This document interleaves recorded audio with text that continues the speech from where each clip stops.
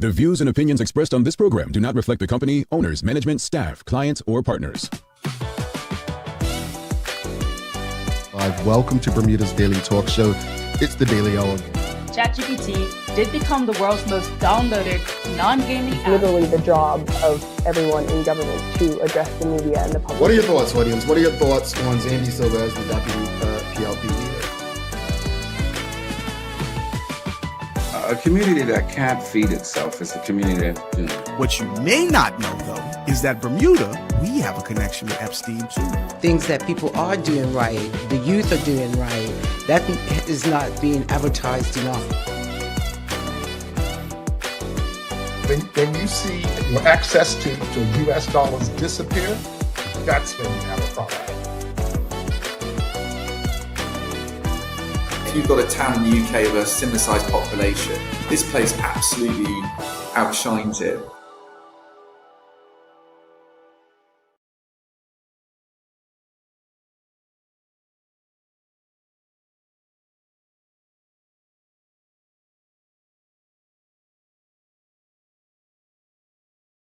It's Wednesday, the 20th day of May, 2026. Welcome to Bermuda's Daily Talk Show. This is the Daily Hour brought to you by the BAC Group of Companies, HSBC Bermuda, Medical House, Lindo's People's Pharmacy, and big love to Hot 1075 for ensuring that we can pump through the radio airwaves with these most important community conversations. I'm Jamel Hartman. How's everyone feeling today? Yeah. I would say it's the middle of the traditional work week, like hump day, but truthfully, we're 2 days away from the first of many holidays coming up over the next few months. Now, probably not the first because if you include Good Friday and Easter from last month, but you get what I'm saying. Summer holidays, right? Although it's not officially summer, it is the unofficial start of summer for many, but it's almost Bermuda Day, folks. That's my point. It's almost Bermuda Day. Yeah. How are you feeling out there? How are you feeling? We've got James Burgess says, good morning to the Daily Hour team. Show more sad news, really unfortunate, very unfortunate. We've got Dr. Anthony Richardson says, happy hump day, Bermuda, from ye old London town, indeed. All right, folks. Well, greetings, everyone, and thanks for making us part of your daily routine. We've got a good one for you today as we welcome Acting Commissioner Naima Astwood and Acting Sergeant Jenea Smith onto the show. We're discussing police recruitment today. Yeah, police recruitment. Shouldn't be anyone out of a job in Bermuda at this point because everyone's looking for people, regardless of sector. But I'm really looking forward to this. I want to know what makes joining the police service attractive in 2026, the opportunities and the challenges. The Daily Play is going to be kind of music and entertainment related. Notice I said related. So, and hey, the key was found, as I mentioned, for Keys to the Past. Yeah, I will tell you the answer. Remind me to tell you the answer later. But also, don't forget to subscribe on our website. Follow us on all of our social media channels to stay up to date with all that we have going on. Help us grow beyond the mic as we do our part to continue to improve our community. All righty, folks. Well, let's jump right into the conversation. We've got Claire Warner says, good morning, Jamel. Good morning, Bermuda. And a great morning to you, Claire Warner. Well, audience, you saw what James Burgess said. Just yesterday on this show, we were discussing the government's announcement that speed cameras are expected to be operational by September. Then came the heartbreaking news that Bermuda has now recorded 3 more road fatalities. One individual sadly succumbed to injuries from an earlier collision, while 2 others lost their lives in separate incidents just the day before. Now, before I go any further this morning, I want to send healing energy, love, and sincere condolences to the family, the friends, and loved ones affected by these tragedies. Because behind every headline is a human being. There's a family, a group of people now waking up to grief, shock, and heartbreak. And honestly, I said it before on this show, I hate having to do this. I don't want road fatalities to become something we casually discuss every few weeks on this show. That should never feel normal. But if we're being honest with ourselves, it's beginning to feel like it has become normal. Now, obviously, we may not yet know all the details surrounding these incidents. And it's important not to rush to conclusions. But what we can say is this: something has to change about the way we behave on Bermuda's roads. At this point, it's becoming increasingly difficult to blame the roads themselves. Yes, the road conditions are horrible, but they really haven't suddenly changed. Our behavior has: the speeding, the overtaking, the distracted driving, the impatience, the aggression, the emotional driving, the normalization of recklessness. And somewhere along the line, many people seem to have stopped treating driving like the serious responsibility that it actually is. Every single time we get behind the wheel or onto a bike, we are responsible not only for our own safety, but for everyone else trying to make it home too. This should matter to everyone, because there are people who love us, people expecting us home, people whose lives can change forever because of one careless decision made in a matter of seconds.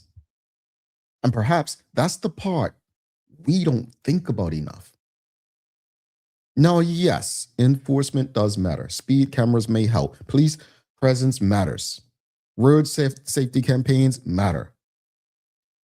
But culture does too. And right now, Bermuda's road culture feels unhealthy. Too many people see dangerous behavior as normal.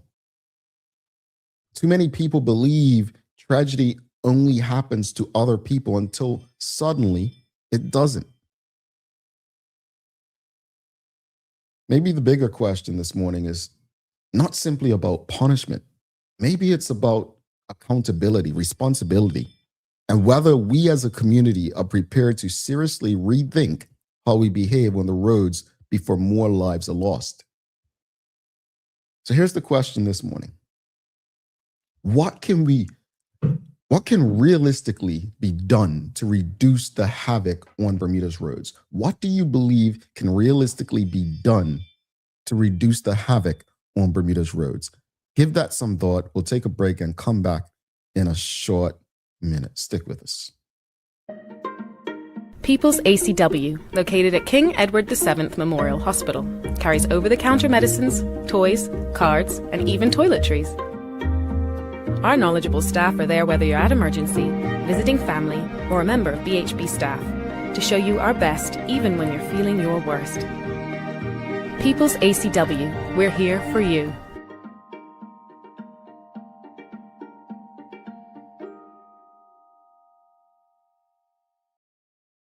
All right, folks, you see the question. This is your daily discussion brought to you by Titan Express and Secure. The question of the morning, very simple. Very simple. What can realistically be done to reduce the havoc on Bermuda's roads? What do you believe can realistically be done to reduce the havoc on Bermuda's roads? And here's the poll. Here's the poll for you. Do you believe road fatalities actually encourage people to change their behavior? 1 for yes, 2 for no, and 3 for some people. I hate the answer that I am about to give. I really, really do. Don't like the answer that I'm about to give. Do I believe road fatalities actually encourage people to change their behavior? My answer is going to be 2. No, I don't. I don't. Because I think we have an invincibility about us individually. I think we believe that it can't happen to us. It won't happen to us.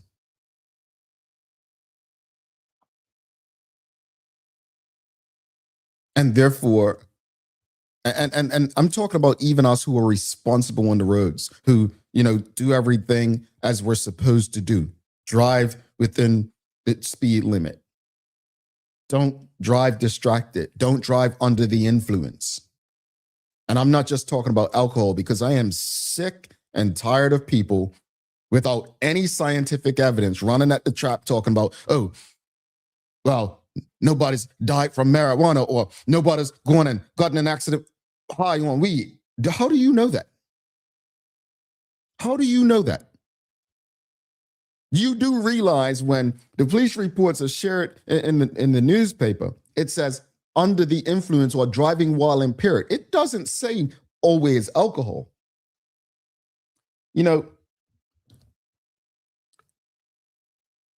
If you are under the influence of a substance and not in a state of mind that you'd normally be in without that substance, you are impaired. And it may have you doing things or operating the vehicle very differently. So we need to be honest about that. If we can't even be honest about that, then I don't expect accountability or responsibility in our community. We literally make excuses for poor behavior. We start comparing bad versus bad. How about both things are bad? Whether I eat the burger or the pizza, they're both going to clog my arteries, right? Anyway, what are your thoughts, audience? What can be done to reduce the havoc on Bermuda's roads? And please hit the poll. Do you believe road fatalities actually encourage people to change their behavior? 1 for yes, 2 for no, 3 for some. Let's go to the audience, see what you all are thinking. We've got Suzanne Ingham. She says, I think if you're invoked in and accidentally it's speeding or careless driving, those persons should go back to TCD for training again. If you have to do this a second time, then you get a severe warning. A third time, you no longer have a license to ride or drive. Done deal. Cut it. Bus. Learn the hard way. You don't want them to hear, then you deal. Oh, you don't want to hear, then you deal. My opinion. No, I can appreciate that is harsh, Suzanne, but I can appreciate where you're coming from. I can appreciate where you're coming from. You're saying, you know what? Those who don't listen will feel. You've got 3 strikes, basically, what she gave you. But then does that create more criminals out of people? Because now you're taking people's license away forever. They will find a way to operate a vehicle if they have somewhere to go. So now the criminal justice system's impacted. Dr. Anthony Richardson says this may be a gruesome idea, but what about forcing Bermuda's high-speed and dangerous drivers to view pictures of those injured or killed in road traffic accidents? There was, back in my days at Hot 107.5, Dr. Johnson, I forgot his first name. He was the head of the Road Safety Council, and they did this experiment with the police where people were all over the island, looked like they had been in road fatalities, Orange Valley, all these different spaces. And it caused quite a spark in the community, right? People were uncomfortable because they were on their way to school, children seeing this and so on. I didn't mind it because everyone has to see the reality of what we were going through. And if you don't want children to see that, then we have a responsibility for all of us to do better. It's that simple. We've got Polly Rich says, it's already been proven road fatalities do not change behavior. It's heartbreaking. At this point, I don't see what can be done. You know what, Polly Rich? I don't disagree with you. And that's why I engage with all of you intelligent people, because honestly, I don't have the answers. I don't know what the answers could be. That's why we brainstorm. I thought stop living a life under the influence of anything would inspire others. It didn't. I mean, maybe a couple of close friends, but it didn't. You would think when people have children, it would inspire them to live differently. It doesn't. You have people who lose people in these collisions. You know, they may go to the church for the service, and, you know, when the pastor says at the end, anyone want to come up and give their heart, and they do, and they're clean for like a week or two, and then back at it. And I'm not being like trying to be funny here, because some aren't even clean for a week or two. Some literally after the service or the burial head right to the wake, and there you go. We're not honest. We are not honest. Again, question of the morning. This is your daily discussion brought to you by Titan Express and Secure. What can realistically be done to reduce the havoc on Bermuda's roads? And the poll this morning is, do you believe road fatalities actually encourage people to change their behavior? Now, 100% of you have said no. Not one person thinks that road fatalities can change people's behavior. Or for some, no one. Wow, the state of our country. That's not on you who don't believe so, folks. That's on, you know, us as a community. Like, yeah. Charles H. Jeffers II says, bars and bartenders held financially and legally responsible for intoxicated patrons if a server overserves a visibly intoxicated person or a minor, and that person goes on to cause a DUI accident. Okay. I like that. But I'm going to throw it back to you, Charles, in the audience.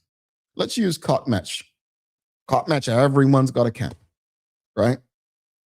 What's the most common thing served in cot match camps? How do you monitor something like that? There's no real bartender. Do you put it on the clubs? That's impossible. You can't do that, right? So how do you do it in a state like that? How do we make it work? I take Charles's point, but it's not necessarily always going to be an actual bar. You know, look, Bermudians love get-togethers. We get together at friends and families' houses pretty often. Pretty often. Then Ingham says, that's when you go to jail. Bye-bye, baby. Harsh, yes. But when you don't want to hear, you feel it's your choice. Come to or suffer. Speed cameras will do nothing but take money. She's referring to earlier when I said after 3 strikes, you lose your license. Well, that will create criminals where people simply would break the law. Yeah. They would break the law to be able to operate their vehicle. She says, hey, go to prison then. We've got Michael Daniel says, yesterday I was driving at a lawful speed and a car passed me at a high rate. Further along, the same car was directly in front of me in a line of traffic. Doesn't that annoy you? I so often, I have people overtaking me. And then just down the road, they're taking a left. I was not going that slow where you had to go around me just to turn left. I don't get it. I don't. Charles says another solution. In addition, we need to keep our brother's keeper and look out for each other when out with others drinking. Maybe nobody wants to be that person in their friend group. Well, you know, I'm already the grumpy guy, right? And I'm okay being that. But you're right, Charles. Some people don't want to be that person. They don't want to be that person. They don't want to come across like the party pooper, like the person who just doesn't know how to have fun, like doesn't want to just relax and free up. I get it. Polly Rich is responding to Charles's comments, says, with all due respect to Mr. Jeffers, I have not heard of a bartender being held responsible / taken to court for serving someone knowing they are over the limit. That policy has been in effect for years. You got to make me look that one up, Polly Rich. Interesting. So basically, it's really, that would come down to enforcement then. I want to get back to the poll. So 100% of you have said no. You don't believe road fatalities actually encourage people to change their behavior. If you haven't already, and you're tuned in online, if you're streaming with us, just press 1 for yes, 2 for no, 3 for some. But do you believe road fatalities actually encourage people to change their behavior? And I want to ask the audience, off of that poll, why don't you believe road fatalities actually encourage people to change their behavior? Why? I'm very interested to know why. And folks, this is your daily discussion brought to you by Titan Express and Secure. We've got Michael Daniels says, we need to help people understand why they do what they do. Yeah, maybe. But are we treating this like a mental illness? And I don't use that term lightly. My niece has just turned 3 years old. She turned 3 years old, and she doesn't like listening. You tell her, put it right on the right, and she'll put it on the left. I think she just likes testing people. But she's 3. She's 3. I'm not making an excuse for her, but she's 3. There's no excuse for adults who know better, in my opinion. There's none. Folks, this is your daily discussion brought to you by Titan Express and Secure. So our poll results so far: do you believe road fatalities actually encourage people to change their behavior? 10% yes, 80% no, and 10% some. So the majority of the people this morning do not believe that road fatalities actually encourage people to change their behavior. That is sad. And we'll wrap it up with these few comments. Dr. Anthony Richardson says, Bermudians love to speed, always in a rush to nowhere, unwilling to leave early to get to their destination. And Sean Smith says, those who have changed their driving habits don't broadcast it to everyone. And we've got Dorian says, holding bartenders responsible is difficult to prove. What happens when your friends buy you drinks? The bartender doesn't have to serve them. The bartender, it's that simple. The bartender does not have to serve the person. I know what you're saying, like the friends are buying drinks and the bartender doesn't know it's for that person. But there's other people at the bar. There's cameras. And some bars can have policies where, like, I've been to places in the US where the people who are drinking the drinks have to be the ones at the bar receiving it, so that people are not out there with 2 drinks at a time. So there are certain things that can be done to monitor that, Dorian. Judith Welch says, people do not think it's going to happen to them. Everyone can handle their alcohol, etc. They've done it so many times before that once, one more time. Yeah. That invincibility thing that we were talking about. Polly Rich says, the pain, grief lasts for what? Few weeks, then life goes on. People forget. And as you said, the words, it's not going to happen to me, sets in. Folks, this was your daily discussion brought to you by Titan Express and Secure. Let's show them some love. Thank you for engaging this morning. I really, when I ask you all to share the link, to show love, like, follow, I'm doing that not for my ego, not for yours. I'm doing that because I really want us to ensure as many people in our community are part of these most important community conversations as possible. I really do. I want to ensure that we're problem solvers. We're having discussions that will bring about a safer community for us all, a better community. So please make sure whatever platform you're streaming on, you give us a love, like, follow, share. We're going to show some love to Titan Express Secure. Then we've got Teo Dill with something he believes you should know today. The daily discussion is brought to you by Titan Express and Secure. Titan Express delivers safe, professional, and reliable transportation and tours across the island. From island tours to cultural experiences, they set the standard. And Secure is your go-to for property management, waste management, and residential and commercial services. Visit securebda.com. Professional, punctual, and reliable service is their commitment to you. All right, let's see what Teo Dill's got for us that he thinks we need to know. Good morning, I'm Teo Dill, and welcome to today's episode of Something You Need to Know on TDH. And without being able to read your mind or reach deep into your history of experience, I guarantee that you do not know this. And I promise that you will be happy to learn about it. One of the foods that may help our species, help humanity survive climate change, is an ancient West African grain that most people outside the region have never even heard of. I mean, I hadn't, I promise you, before I started looking into this. It's called fonio. Fonio has been grown for thousands of years in places like Senegal, Mali, Guinea, etc. It's a tiny grain, cooks kind of like couscous, nutty flavor, extraordinarily nutritious, and for a few generations, much of the modern agricultural world treated it as basically irrelevant. That may have been a massive mistake, because while climate change intensifies droughts, heat waves, and unstable rainfall across the planet, scientists have increasingly realized that fonio survives in conditions that devastate many major global crops. Fonio grows incredibly fast, in some cases within like 6 to 8 weeks. It requires relatively little water, it can grow in poor soil, and importantly, it's deeply adapted to harsh West African climates where communities have been surviving unpredictable environmental conditions for centuries.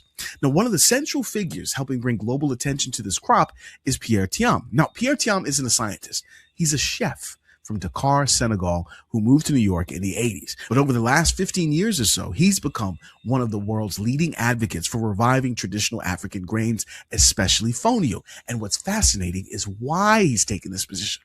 Thiam realized that African agricultural knowledge had often been dismissed globally despite generations of environmental adaptation. So while much of the world focused heavily on, wheat, corn, rice, monocultures, communities across the Sahel region in the continent had already spent centuries developing resilient food systems for difficult climates. In fact, in 2017, Thiam co-founded Yolele Foods, helping introduce fonio into international markets across the US and Europe, and hopefully eventually here in Bermuda. Around the same time, agricultural researchers and climate scientists began paying closer attention to crops like fonio, millet, and sorghum as potential tools for future food security. And this story matters far beyond Africa because the modern global food system is surprisingly fragile. A handful of staple crops, just a handful, dominate extraordinarily enormous portions of humanity's diet. Climate disruption threatens many of them simultaneously, which means that the future of food might partially depend on knowledge preserved by communities that the modern world often underestimated. And honestly, there's something deeply poetic about that. An ancient grain cultivated for generations by West African farmers, many of whom the global economy has ignored for generations, may help humanity adapt to one of the biggest crises of the 21st century. Now, remember how I started off saying that you didn't know about this and you'd be happy to learn about it? Was I right? Huh? Or was I right? And thanks for listening to this week's episode of Something You Need to Know here on TDH. I'm Teo Dill. Back to the show. I don't know how he comes up with this, but I definitely have never heard of fonio. So thank you for that. And it's a problem solver. It's something that can solve problems in the world. So thank you for that, Tay. Folks, all right, it's time for your days of the year. So days of the year today, we've got, it's World Bee Day. Yep, for the honey lovers. It's a National Streaming Day, so big up to you all who are out there streaming with us today. It's International Clinical Trials Day today.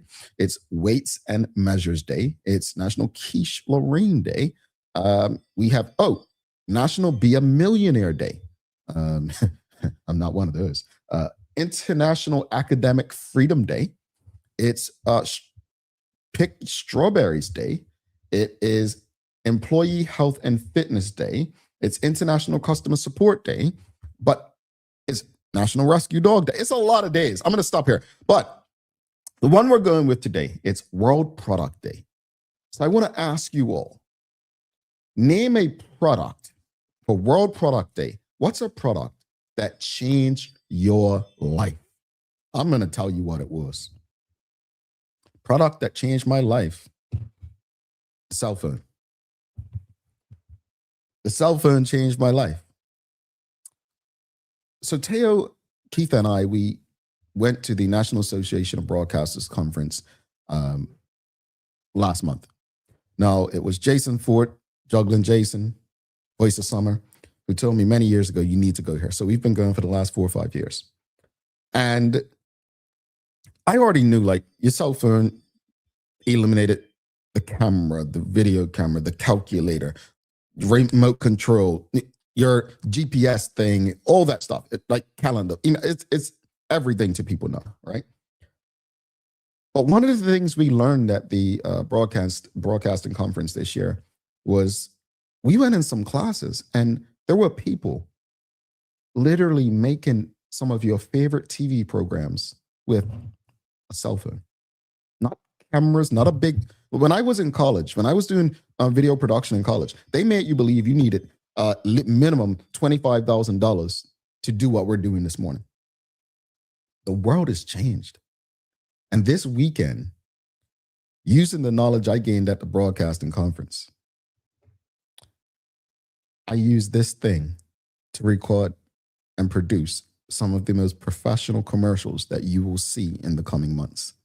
So for World Product Day, for me, it's the cell phone.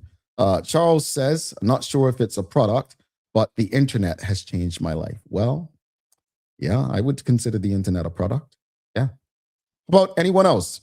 For World Product Day, let us know what product literally changed your life. We're going to take our first break. We'll come back after this, and we have two very special guests, Acting Commissioner Naima Astwood and Acting Sergeant Jenea Smith. We're talking police recruitment today. And I see some of you all saying, blaming the police for what's happening in Bermuda. Well, hey, they have some openings if you want to be a part of the solution. Take a look at our workforce for construction workers and tradesmen. Durable, stretchable in all the right places, and plenty of options for tools and accessories. Paired with our wide range of tough and comfortable footwear, you can't go wrong. As you can see, Medical House really is a one-stop shop for everybody. We can't wait to see you. See it all at our new expanded location on Bakery Lane. Discover Drop It, your go-to grocery delivery. Browse and select from a wide range of groceries, from fresh produce to daily essentials. Our friendly drivers deliver fresh groceries to your door fast, saving you time and hassle. With Drop It, you get fresh groceries delivered fast so you can focus on what really matters. Drop It, freshness at your doorstep, delivered to your door with Lindo's. Why go anyplace else? What lasts isn't what you buy, but what it becomes. With the HSBC MasterCard credit card, every spend quietly adds to a story shaped by intention and offers what matters most. Support that meets you where you are. Protection that preserves what you choose. Confidence for the unexpected. Peace of mind wherever your story leads. Start your next chapter. Use your card today. HSBC is licensed to conduct banking and investment business by the Bermuda Monetary Authority. What if the age that really matters isn't the one on your ID? You probably know your chronological age, the number of candles on your last birthday cake. But there's another kind of age that may be even more important, your biological age. This reflects how old your body truly is at the cellular level. It is influenced by your genes, your environment, and the choices you make every day. Two people can both be 40 years old on paper, but one may have the body of a healthy 30-year-old, while the other is biologically closer to 50. The difference? Lifestyle choices on nutrition, sleep, stress, exercise, and exposure to toxins. That means you have some control over your biological clock, and that's exactly what makes it so powerful. Because when it comes to aging, it's not just about living longer, it's about living better. Want to know your predicted biological age today? Download the free Carrier Genetics app and fill in the lifestyle questionnaire.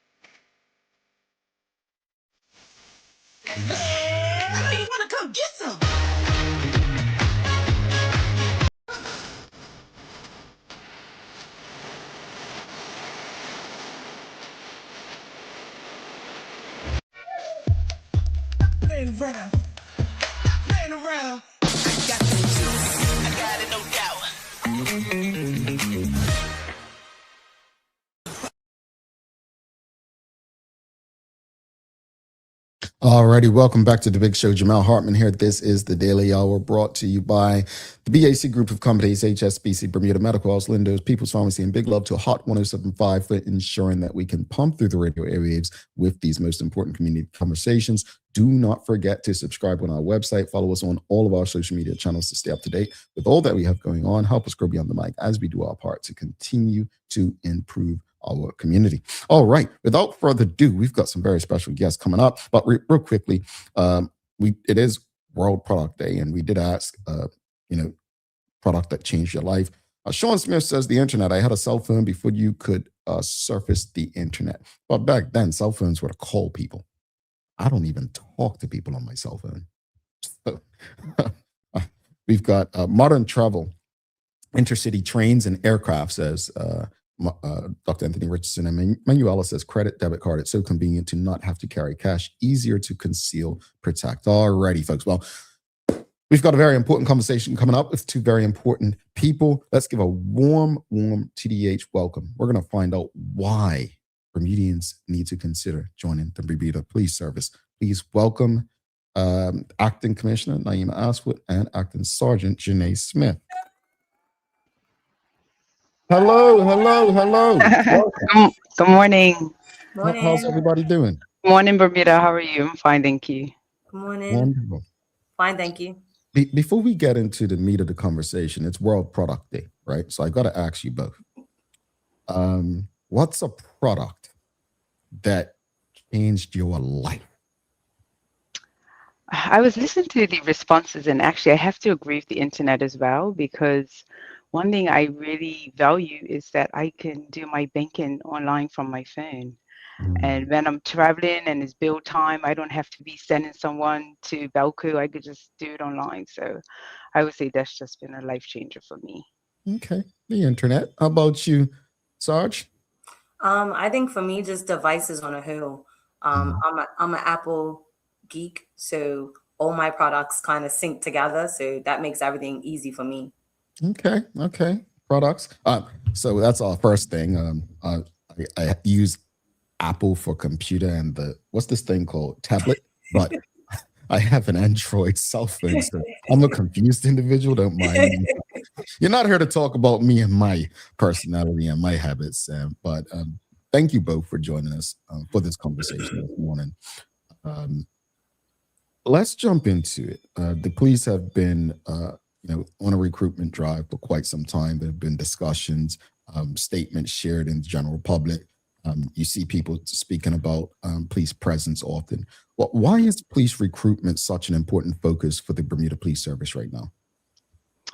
Good morning, everyone, again. But just before I start, I just want to send my heartfelt condolences to the families, friends, loved ones of the recent fatalities. It's never an easy time. I know you had a long discussion about it earlier, and then we'd love to be back on another occasion to talk about that. But I just want to pass on my condolences on behalf of the Bermuda Police. Tying that into our recruitment. So right now we are just sitting under 400 police officers. Obviously we also have police staff as well. But more importantly, is so many different factors that's happening right now. So you have retirements coming up. So people are due for retirement. The demand is changing. Obviously, the crimes that we were dealing with when I first joined in 1994 is a little bit different than the crimes that we are facing now, especially, everything is twofold. We spoke about the internet, but we have a lot of internet-related crime. The crimes are more complex in how we are dealing with them. So, a lot of crimes we dealt with years ago was centered around Bermuda, and now we are transnational in the crimes that are happening.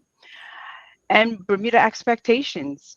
We all grew up, most of us grew up in a place where you see your police officers. I cannot escape the grocery store without seeing someone in them saying, "Hey, I know you're off duty, but I've got a question for you." And that is the type of context that Bermuda has become accustomed to, that you know your officers, that you engage with your officers, and then also with response times. So we want to be able to maintain that. And also we have a very, vulnerable population as well. So we have to be upskilled, and we need different people within the service to meet with that. You mentioned you're dealing with different things today than when you first started. Policing has changed significantly over the years. What are some of the biggest challenges, but also opportunities facing modern officers today? Well, I will speak about one of the most, we deal with it on a daily basis, and that's mental health. It's been an increase in mental health calls for the BPS. Obviously, we partner with KMH and MWI, but dealing with mental health calls, and it's not just dealing with that, it's dealing with the persons, their families, and all the related things that come with that, the complexity of the crimes, and then also, thanks to shows like you, the public scrutiny. We have to deal with a lot more public scrutiny because things are recorded and people have their voices, and rightfully so, they place it on social media. So there's a lot more challenges that we deal with today that we necessarily didn't deal with previously. But to offset that, we also have the technology, and we have an opportunity to have more police officers that have a different viewpoint, diversity. We had an officer this morning talking on another radio station, and he came from England and he was a chef, and just bringing those skill sets in really helps us to deliver a better service to the community. But it's different crimes, it's different expectations, and then also we have different mindsets entering into our own service that even me as a leader, I have to try to adapt to what they need to try to make sure that what the services they are delivering to the community is exactly what I am looking for. Indeed. When you're looking at potential recruits, what qualities or characteristics stand out beyond the academic or physical requirements? So while academic achievement and physical fitness are important, for me, what stands out, I would say character and mindset. So having been as a trainer in the classroom in training school for the last almost 2 years now, that's kind of what I look for, is the character of the individual, the mindset, whether they're, the honest, the resilience, the adaptability comes out of that individual, seeing whether this individual genuinely is committed to wanting to serve the community, because policing is people focused. It's a people focused profession, whether you think about it in every way. Communication skills are important. Everyone is so caught up in utilizing a cell phone, but we actually still have to engage people. We have to talk to people. Emotional intelligence is another thing. The integrity of that individual, being able to be calm under pressure. That's another one. We've had a lot of things happen over the years. We've had murder suicides, we've had double murders, and being called for service to attend that, the pressure's high. The community is looking for us to be able to, do what we have to do. So whether that individual, can be calm under pressure is another one. Whether they're good at teamwork, working along with others, the accountability of that individual. Are they accountable for their own actions? No one is perfect. And then being willing to continually learn and grow in the service. So yeah, that's what I think when I think about an individual, their character and their mindset. And that said, for someone who may be tuned in right now and they've been seeing the police over the last few months, speaking about recruitment, considering this career path, personally, what has policing taught you about leadership, discipline, and service? I would say that it's taught me that it's not rank specific. I think that people get caught up in, yes, we have a senior leadership, which is where ma'am sits and her team, but we all are leaders as well. We're role models as well for our community. It's about personal responsibility. So if I'm responsible for my own actions, then I'm able to deal with things a lot better in the community and how I deal with people. Being consistent is another thing. And being a good example, every day. I've learned quickly over time the importance of discipline, what my decision making skills are, my time management skills. Whether my physical readiness, whether I'm ready for the day or for whatever task is at hand, and just being able to maintain the services standards of professional, the services standards of professional behavior. So I look at all those things, and as long as I am, keeping myself within that area, I feel like that's a leader. Most people say leaders are born, not made. I'm the opposite. I feel like everybody has a leadership quality within them, and anybody could bring that out of them. Jamel, just to even add on to that, we have a saying in the Bermuda Police, it's about real, not rank. So Jenea is the sergeant within our training school. And even me, I will call her, and she's also one of the leads for our officer safety, where I'm the head of profession. I just don't make decisions. I call and I say, Jenea, I would like to do this. What are your thoughts on this? Because she is the expert. She's she probably wouldn't say, but she is a trainer in so many things, in TASER, in officer safety, training school. So before I make a decision as a leader, I go to her or I go to another trainer within the unit and ask them their opinions first before I move on. Yeah. Sounds like a partnership there, and camaraderie. Now, I remember when I was in high school, and I don't know if this is still a thing, right? But there are so many misconceptions about police and police themselves. And young people, at least in my generation, they may have wanted to get into the service, but were discouraged based on what their peers would think or how people would view them, even some of their families would view them. What would you say to young Bermudians who may be interested in joining but are unsure if this career is for them because of the scrutiny that may come from the small community we're in? Well, I think I am an actual living example of that. I came from Somerset. Being a police officer when I joined was not popular at all. And I remember even my family saying to me, girl, what you doing? Why are you trying to be a police officer? But the first thing you have to do is you just have to care. And I equate the Bermuda Police like I do a family. Who is best to deal with my children? Me as their mom. Because I understand them. I understand the culture that I am raising them in. I understand their personalities. And the police service is the same. Who is best to deal with our people in Bermuda? We are best suited. Now, we do have a lot of immigration and different cultures that have come into Bermuda, and we need to police that. So hence, we have a new step now where if you are on a work permit, you can apply to be a police officer once you've been here for 3 years.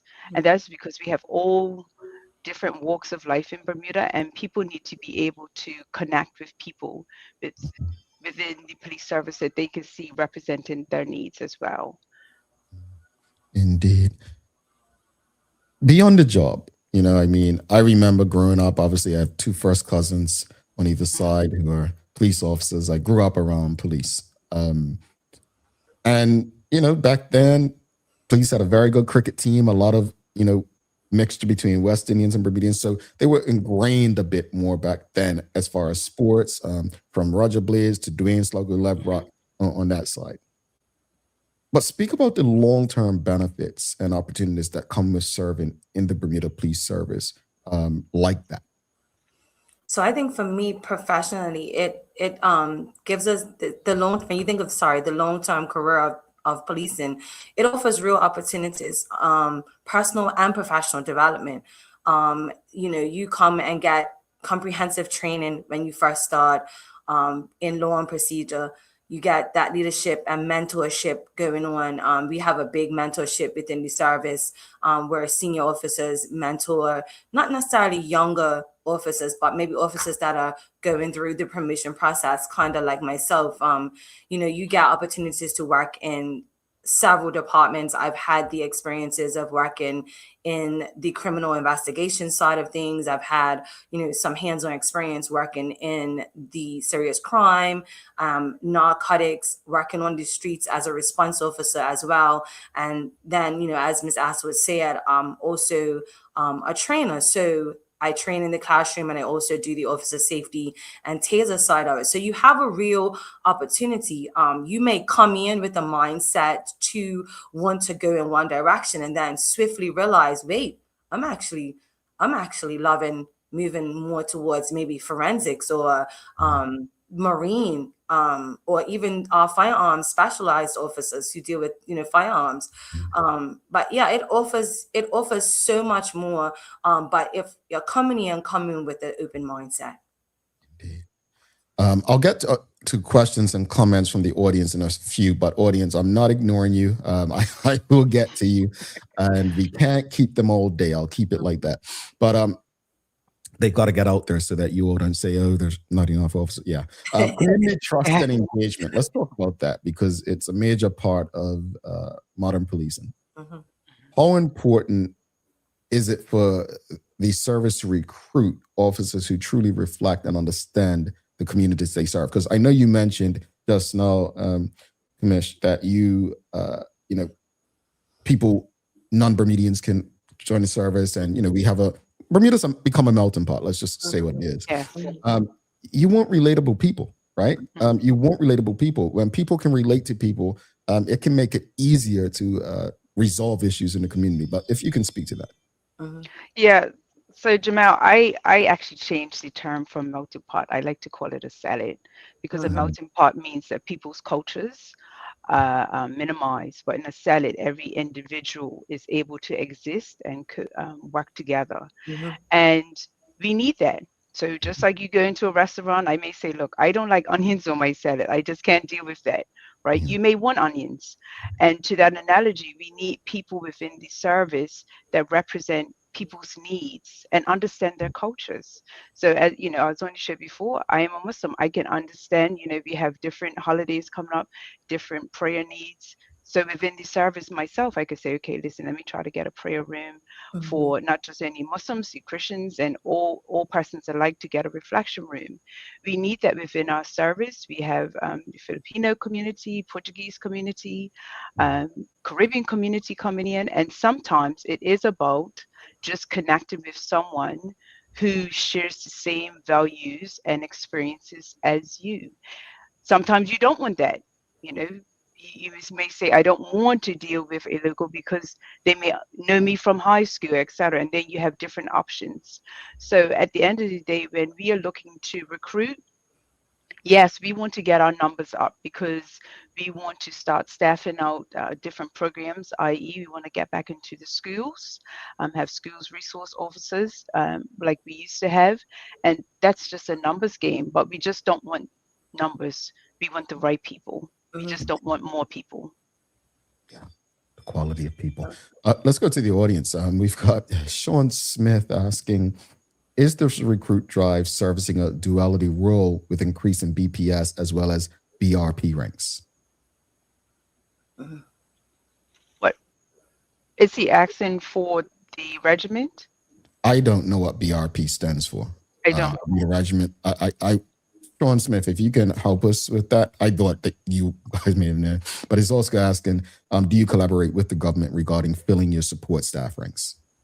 Oh, absolutely. So you will know that there is a career day coming up. It will be it should be advertised yesterday. I think it came out. So obviously, what joined up, because it's not just police officers within the BPS. We have support staff as well that fill different functions, and it's across government. Prisons is looking to recruit, as well as customs. We have different jobs within government that we need to get people into. As we said, it's not a secret. People are retiring and they are moving out of these roles, and we would like an opportunity to say, well, where can we bring people into those roles? And I'm a mom. I have a daughter that's just come back from university. we didn't pay her that money just to have it, sitting off. So we want to be able to say these are viable jobs for people to come into, that parents, loved ones, when they are sending their children off to school, that when they come back, that there's a future here for them. For those tuned in on the radio, we are speaking with Acting Commissioner Naima Astwood and Acting Sergeant Jenea Smith, talking about police recruitment. They're from the Bermuda Police Service. Sean Smith said he was speaking of the Bermuda Reserve Police. Okay. Sorry, just show the question again, please. Oh, sure. He was asking, is this recruit drive servicing both BPS and Bermuda Reserve Police? Yeah, so just for clarity, albeit we go through different recruitment periods, recruitment is always open for both the reserves and the full-time officers. And I would say to someone, if you're not really sure if this is something for you, go the reserve role, because you can get a taste of it, you can see what it's like, and then you can transition over to the full-time officer side. Charles H. Jeffs II, he says, 55 is such a relatively young age. When will the mandatory age for retirement be increased? Is that supported by leadership? And Sean Smith actually said something about it. At 55, you're still young. Do you still offer annual contracts to recent retirees to avoid knowledge drain? Yes, we do. Well, as you know that across government, the retirement age is increasing. It's going to impact people differently. So that does impact the BPS. We have lowered the recruitment age to 18, and it used to be 19, but obviously we're trying to get people that's coming out of high school, similar to when I joined as a cadet and came through. And we are also recognizing that there is a lot of skill set that sits with people that have been here for a number of years. So we do offer them 1-year contracts to come back to just retain that knowledge within the organization. Question for Acting Sergeant Smith. Charles says, I love Ms. Smith's answer to the question about how being a part of the BPS has changed her. Is she a better driver on our roads because of her profession and a good example for others? That's a good question. So yes, so I've actually done my driving standards. So I'm actually an advanced driver, different from TCD. I think it definitely opened my eyes on how we drive on the streets, how we deal with things on the streets. Do I think things at TCD need to be amped up a little bit when it comes to driving and encouraging better driving amongst our community? Absolutely. And we've got Renee Sherilyn says, I know there's a police drive. Bermuda is a small country to monitor. How many police is sufficient? And do you pinpoint one area to recruit police, I guess, regionally, Caribbean, UK? Have you sought from the USA? Yes. So right now, like I said, we are just sitting under 400. Our goal is to get up between 420 and 430 by the end of the financial year in 2027. And I'm just going to go back to the point that I made earlier about the quality of service and interaction that people in Bermuda look for from the Bermuda Police. So you are looking for that engagement. You are looking for when you call 911, you are not waiting 2 hours. All of that means that we have to have resources that match the expectations that the community has for the BPS. So people may say, oh, in other jurisdictions, is a lot lower. Well, in other jurisdictions, you are waiting a longer time for a police response. And we want to maintain that. Hence, we want to increase our numbers. And like I said, there are different units that we would like to increase. Before we wouldn't have had to need a public order unit that is working every day. We need that now. We need a gang team now. We need these things that didn't exist before. So we like to increase those numbers. So our recruitment is just going to be going and going until we get to that magic number, and then we would have a revision of it. We've got another one. Charles H. Jeffs II is asking, are the exit interviews conducted for those who leave the service? Are there exit interviews conducted for those who leave the service before retirement? If so, how does that influence recruitment policies and or procedures? Right. So yes, they do. but to be quite frank, it probably doesn't happen as rigid as we would like it to have. We don't have that many people actually leaving the BPS before retirement, to be quite frank. Every year we have about 10 or so people, give or take, that are eligible for retirement. And I would say 95% of the people that are even eligible for retirement make a request into the Commissioner of Police to ask to have an additional contract. One last question from the audience. Charles, again, he loves you guys. He says the 1-year contracts, I believe, are at the constable level. Any thoughts to those being at the rank one was prior to turning their retirement age? Yeah, so that decision sits with the commissioner. We generally have someone come back as a constable, and that is because we are not trying to stifle movement within the organization. So if, for example, if someone was a chief inspector, and then they come back as an inspector, there's people like Jenea is looking to become a sergeant, right? If we keep on everyone who's at sergeant ranks, then her possibilities of moving up are just deferred.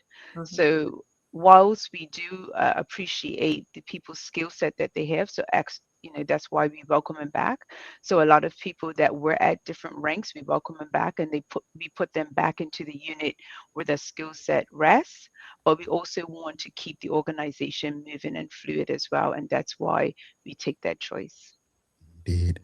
Finally, before you head out, for those tuned in who may be considering a career in policing, what's the first step they should take to learn more or begin the recruitment process? Great question, Jamal. So the first step is to log into the website, which is joinus.bps.bm. There will be a link there for local recruitment. So if you scroll down the bottom of the page, you'll see the local recruitment. You'll click that.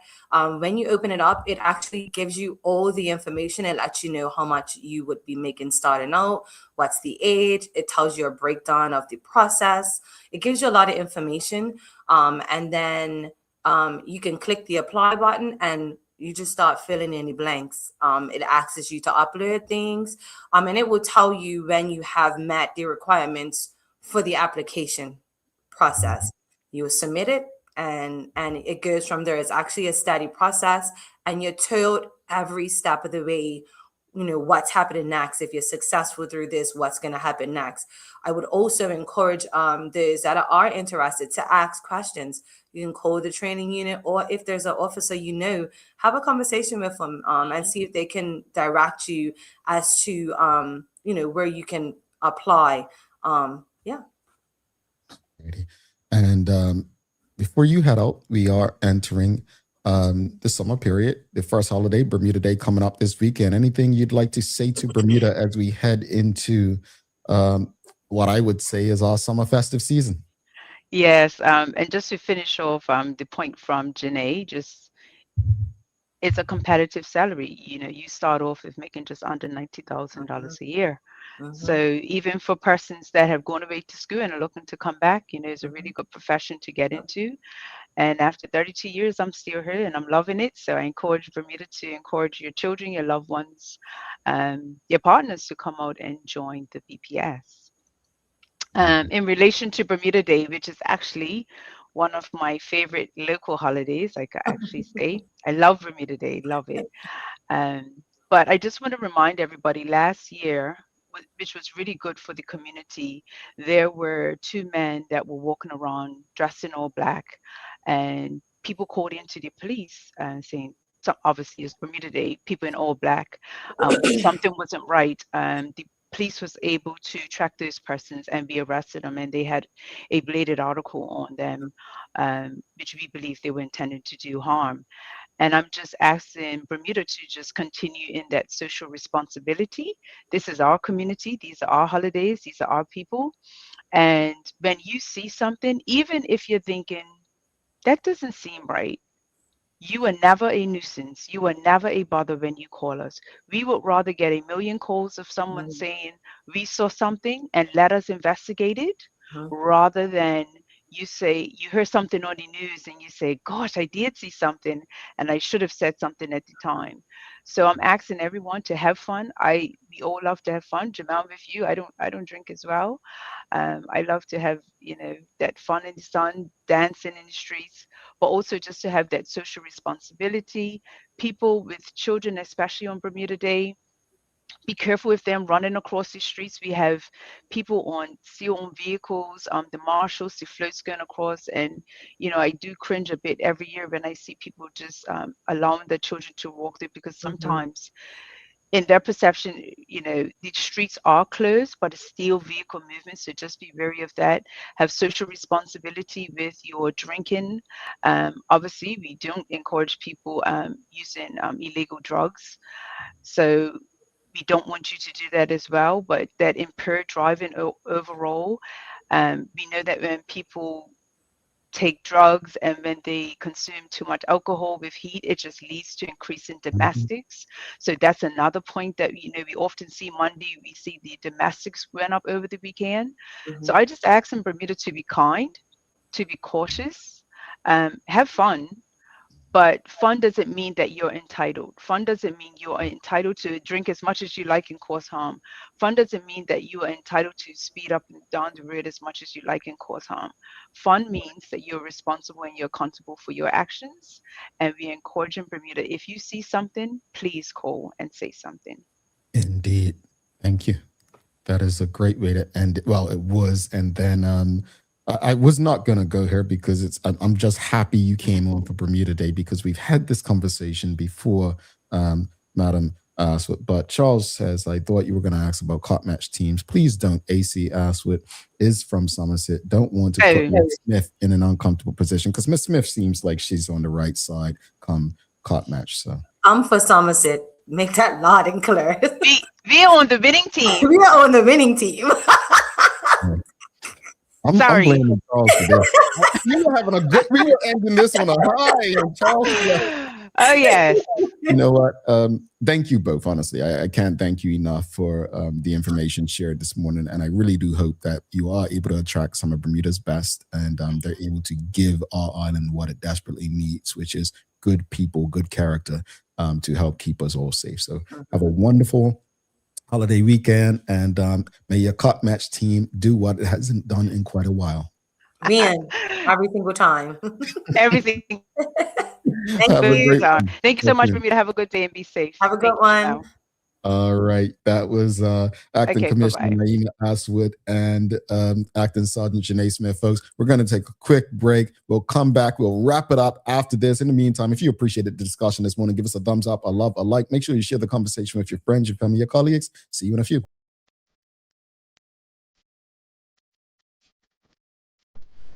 For over 70 years, Bermuda Pest Control has been protecting homes and businesses island-wide. We offer a full suite of services, including rodent control, termite fumigation, and general insect control and maintenance. Our team of experts will quickly and efficiently eliminate any pest problem you may have. With Bermuda Pest Control, you can enjoy a pest-free home in no time.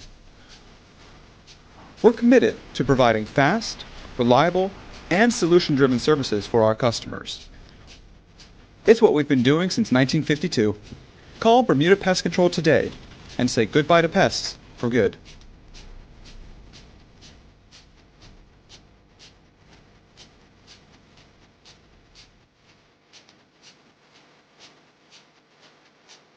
Dreaming of expanding your business? With BDC's Loan Guarantee Program, we support your ambitions. Get up to 75% guarantee on bank or credit union loans up to $300,000. Just your vision and our support. Apply today and unlock new business opportunities. BDC, Bermuda Business starts here. Bermuda, there's nothing like a home-cooked meal, especially when you can feed the whole family without stretching your wallet. With the affordable Bermuda basket, you'll find savings on everyday staples like rice, chicken, corn, and more. Everything you need to make a good meal for less. Shop the Bermuda basket at Lindo's, Marketplace, the Garden Market, and the English Market. Visit costofliving.gov.bm to see the full list of goods and start planning your meals. This is a message from the Ministry of Home Affairs.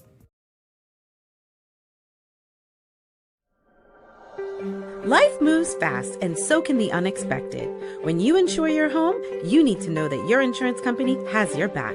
At Friesenbrook, let one of our friendly and professional agents give you that peace of mind.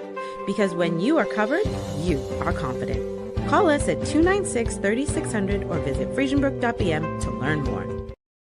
Alrighty, welcome back to the Big Show. Thanks again to the Bermuda Police Service and Acting Commissioner Naima Astwood, Acting Sergeant Jenea Smith for stopping by for that community conversation, folks. If you appreciate it, make sure whatever platform you may be streaming on, you give us a thumbs up, a love, a like. Make sure you share it with your friends, your family, your colleagues. It is time for the Daily Play brought to you by Bermuda Trivia. Folks, Bermuda Trivia Shoe Buy, the summer edition, and Shoe Buy will be restocked, but the summer edition will be coming out next month. We've also got the coloring books, Bermuda Trivia coloring books, and the crossword puzzles in stores now. So make sure you go check them out. Follow Bermuda Trivia on Facebook, Instagram, Twitter, X, and TikTok to find out why it's Bermuda's favorite trivia game. All right, are you ready? It's kind of music and entertainment today. All right? Here's the question, audience.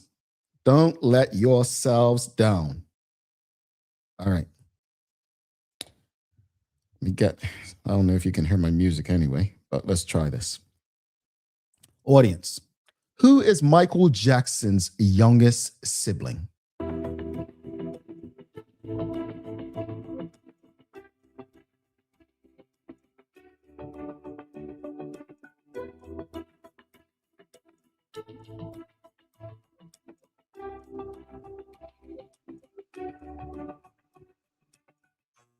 Oh, let me get my air horn. Hold on. You got it, Jewel Eve. You got it. Yeah. Acting Commissioner Naima Astwood got it as well. No, it's not Marlon. It's Janet. Janet. Or Penny from Good Times. Dr. Anthony Richardson. I don't remember Suzanne Ingham. I just like Michael. No, it's Janet. Yeah. Karen Edwards. Yeah. Simmons and Polly Rich. Yeah. It's Janet. It's Janet. It's Janet. Nicole Walker got it. Everyone. Yeah. It's Janet. All right, folks. Well, let's wrap it up. Once again, I just want to, say, I don't like having the conversations, 3 more road fatalities. All right. Families grieving and loved ones devastated and our community shaken.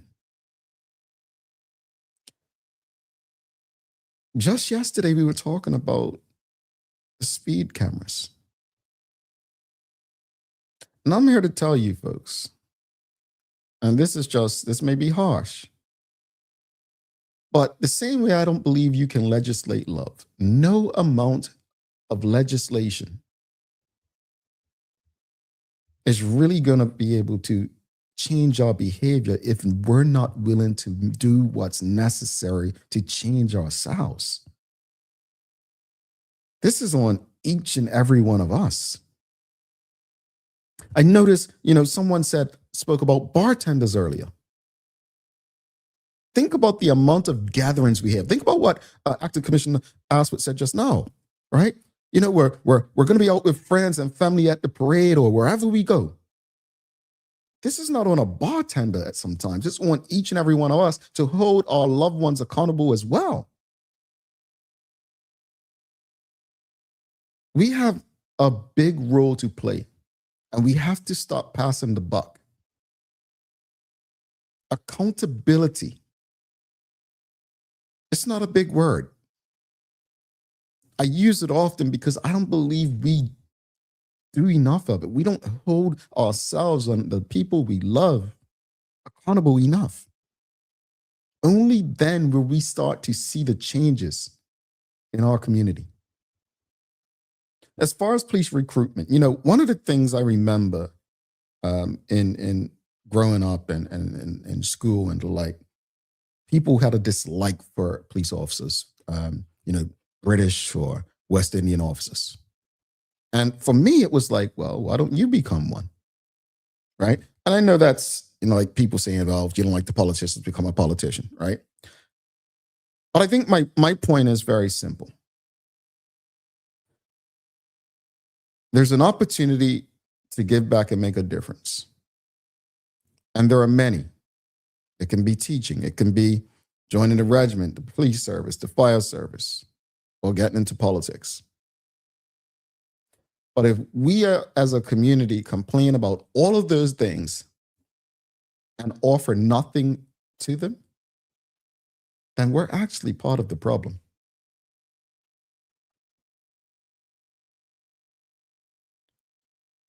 We need police. We need people in our community policing it. You will see the difference it makes when that happens.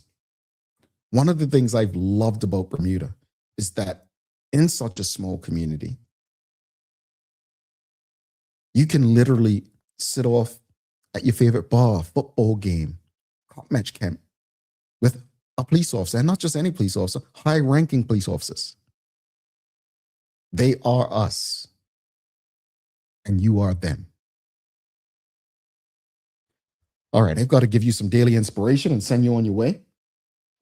And I'm going to read from my book. And I don't know if you guys have the book yet, but it is available, Bermuda Bookstore, People's Pharmacy. But The Journey Within, and this is a quote where when I was made, my position was made redundant, but I'm going to keep saying when I was fired from Bermuda Tourism, my mama instilled this self-belief in me at the time, like, hey, you've done this for others, do it for yourself. And this quote right here came from that time, and it goes, even if other people do, don't give up on you. Don't give up on you. Please don't give up on you. All right, folks, gotta run, but please don't forget to subscribe on our website. Follow us on all of our social media channels to stay up to date with all that we have going on. Help us grow beyond the mic as we do our part to continue to improve our community. Thanks again to our partners, the BAC Group of Companies, HSBC Bermuda, Medical House Lindo's, People's Pharmacy, and big love to Hot 107.5 for ensuring that we can pump through the radio airwaves with these most important community conversations. As always, we appreciate you, we love you, and we thank you for making us part of your daily routine. If all goes well, we'll be back to do this again with tomorrow. I'm Jamel Hartman, but before I go, I said I was going to tell you the answers to keys from the past. It was Clyde Bess Avenue up there in Somerset, and the key was hidden behind a pole, and it was found. So that was your clue this week. Folks, until tomorrow, make it a safe and a great day. We are out. Peace.